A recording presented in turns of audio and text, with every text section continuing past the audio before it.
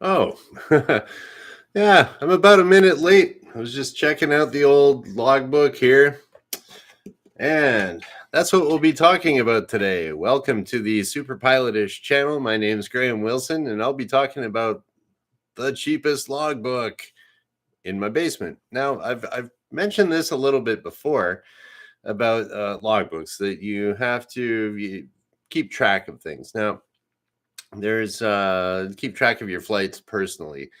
Now, I was thinking about a little while back that there's some airline pilot guy came in to where I was working before, and he wanted to be checked out on one of the planes. I think that's what it was. Anyways, he was like a pretty senior captain at one of the airlines, and he says, "Oh, once I hit 10,000 hours, I just kept. I don't have a logbook," and so when we were trying to check him out on one of our airplanes, it's like, well, we need to see, we need you to show us your logbook. And he's like, well, I don't have to keep one. I'm current. I'm good. Like, and it's kind of like, well, technically, legally, you do have to have a logbook, regardless. But Transport Canada doesn't have any minimum requirements on what that logbook is. So a logbook is where you keep track of all your flights. I like to keep a logbook and make little notes in there too. Like say I saw, I don't know, say we were flying around and we were looking for deer in the forest or something like that. I did a flight like that once, and yeah, went up and flew around, and people were in the plane and they were trying to spot deer and count them. So neat little story. Jog your memory in the future about that. But if you are going to keep just a, and I was watching too that on my videos, usually people don't watch the whole thing. So I'm going to get right to it. All right. So here we go. We are going to have the cheapest logbook you can get. Okay. Now you're going to have, it could happen. It's extremely rare, but it could happen where somebody from Transport Canada sees you. Maybe the sun is going down and you're going to go take some people up for a flight at night in your own personal plane or something. And someone from Transport Canada says, are you okay to carry these passengers at night? When was the last time you went flying? So the rule is you can't carry passengers at night unless you've done 5 takeoffs and landings at night within the last 6 months. So, okay, now you have to be able to prove to Transport Canada, yep, I've done it. So this is the cheap way of doing it. Okay, so you get yourself a piece of paper. Then cardboard, you could do it right on the cardboard if you want. I got this left over from other shows. Hey, there's my sandwich. Okay, so here we go. There's certain things you got to have in your logbook. You got to have the date. What day is today?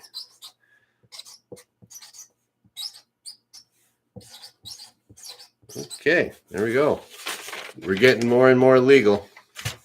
Okay, now let's just say I was flying. Okay, we got the date that I did my flight. What else we got to do? Type of aircraft. Say I was flying a Cessna 172, maybe. What was the registration? Okay, there's the registration. The most common registration is Foxtrot Alpha Bravo Charlie, right? And who's the pilot command? I'll say I was flying my own plane, maybe. I don't have one, but maybe I did. So pilot in command would be me. Okay, and then what else we got to put here? Say I'm just flying by you, just by myself to stay current there. How long was the flight? So we'll say night flight. Yeah, we'll say do a 1 hour flight. This is where we got so far. So we got the pilot in command. This is my cheapest logbook ever. And I flew 1 hour at night. So how many takeoffs and landings? What's the rule? 5 takeoffs and landings within the last 6 months. Okay. There we go. Takeoff and landings 5. And we're going to say certified correct. certified. Did I spell that right? Yep. And we'll sign that superpilotish. I don't think I've ever written that in cursive writing before. Here we go. The cheapest logbook right there. You got all the critical information. You got your day that you went flying here. We got the type of aircraft, who is the pilot in command, how long was the flight. We got the takeoffs and landings there, and it's absolutely correct for Transport Canada. So the guy at Transport Canada says, I want to see that you're legally carrying these passengers here. You go, yep. Tell you what, bud. Here, take a look at my logbook. I'm going flying. There you go. You're all legal. And that's all you need. So for that type of thing. And you could do the same thing for if you're flying IFR, if you got to do the 666 rule. What is that? 6 approaches to minimum 6 hours flying within the last 6 months. It's been a while since I did any IFR stuff. And yeah, so there we go. It's that's the cheapest logbook. There you go. 6 minutes. You can stop watching, but you can watch a little bit more.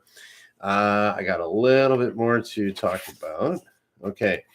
So another thing that you could do if you really want to keep the pricing down on your logbook, I mean, they're not that expensive, $10. You go blow like 20 grand on flying. It's like, oh, I can't afford $10.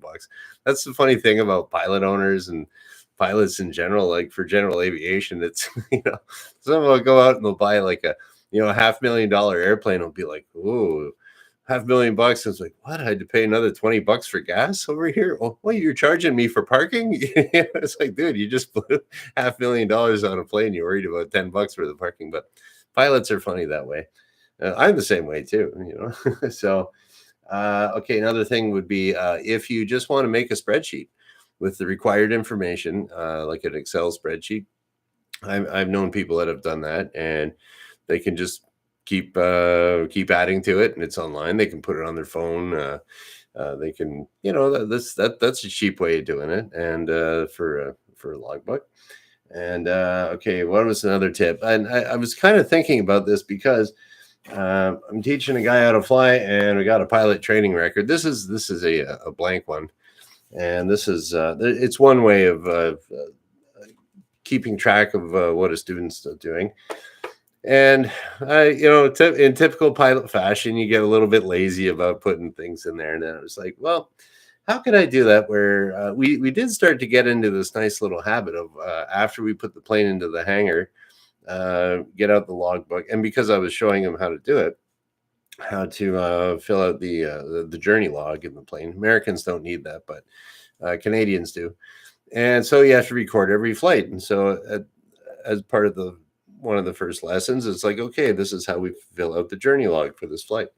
And then it turned out to be like a really good little habit. So I think what I might be doing now is just bring along his pilot training record and my logbook, and right at the end, just do all the paperwork. It's all done with, and you stay on top of it. Oh, geez, that's genius, isn't it? Well, that's it's just if it. And then I was thinking too, is if you really wanted to be slick, incorporate it right into your checklist. It could be like shut down, live mag check, mixture idle cutoff, master off, and paperwork complete. You could do something like that as a reminder. But yeah, so that was just another little tip I was going to give out there to stay on top of your paperwork. And there is some that's required, no matter if you're Mr. Hotshot airline pilot guy, you still must have a little piece of paper. And I just gave you the secret on how to do it for cheap. So you're welcome. And yeah, so I got a message just before going on here. Harold Cheeseburger was he's one of the guys that watches me. In my other previous video, he left a comment saying that he's going to be going flying in a little while, or she, I don't know who Harold Cheeseburger is, but we'll call him he, is going flying, and is it safe? So it's like, that's interesting. I'm gonna get back to that, and I'll leave you a comment there, Harold, in the last video, and see how safe it is. Now, if you're flying, there's always like there's legal requirements, there's company requirements. So I mean, as far as flying the airplanes today, things might be backed up, people might be losing luggage or whatever. But as far as the safety of the airplane goes, I don't think that's ever been compromised ever, in the last long time in North America, anyways. If you're flying around in some other countries with kind of, I won't mention any country names, but some countries are a little bit better on the maintenance than others, or they're flying newer airplanes. I mean, there's all over Africa. There's all these old Russian planes flying around and stuff. I wouldn't fly in any of those. And then but if it's just a regular North American airline, it's everything's totally safe on that. And then but one thing that I have found is and I think I did a video on this before. Try to make sure that you're if you can fly nonstop. There's less chance of your luggage getting lost, and if you can, don't check your luggage if possible. Just get a carry-on. And there's I've lost my luggage before traveling here, and where was it? It was going around. I don't know. It's a long story, but it was basically went to Jamaica, then Cuba, and then my luggage was lost, and then it showed up in Cuba, and then anyways, it took me a long time to get home from Cuba one time on a cheap vacation, but it was kind of a fun adventure, and I wasn't flying or anything like that. So okay. So is the airplanes are safe these days. Try to take an early flight first thing in the morning. That seems to work out better than later in the afternoon when things start backing up. So there we go. There's a couple little tips for Harold if he's watching here. And I'll do a little comment. I'm kind of busy this afternoon. Probably tomorrow I'll give you a comment there, Harold.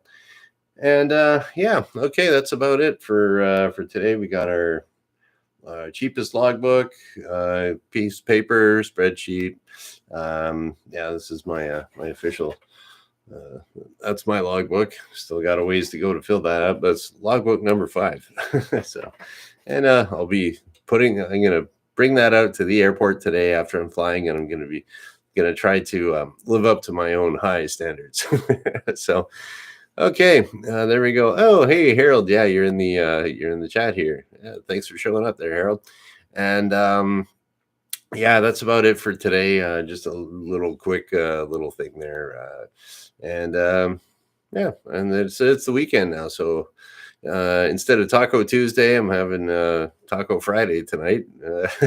If you're really interested in my culinary expertise or adventures, so. One of these days, I got to do a cooking video on how to make craft dinner, but we'll see how that goes. And have a good weekend to you too, Mona Moore. And we're just going to be shutting her down.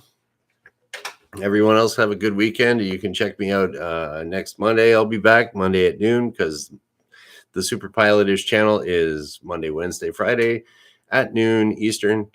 And there we go. Like, subscribe, hit that little thumbs up button thing. It all helps. And my Piper Tomahawk video is up to 300 views now. That's cool. So thanks for watching, everybody. And you guys have a great weekend. Thanks for watching. All right. Bye.